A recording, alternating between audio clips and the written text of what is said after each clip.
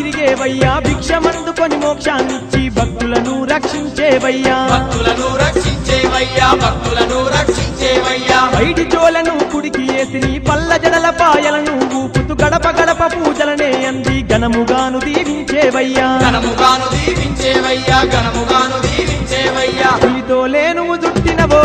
శ్రీశైల మల్లన్న పుడమికి నువ్వే రారాజువో సిరిగల్ల మల్లన్న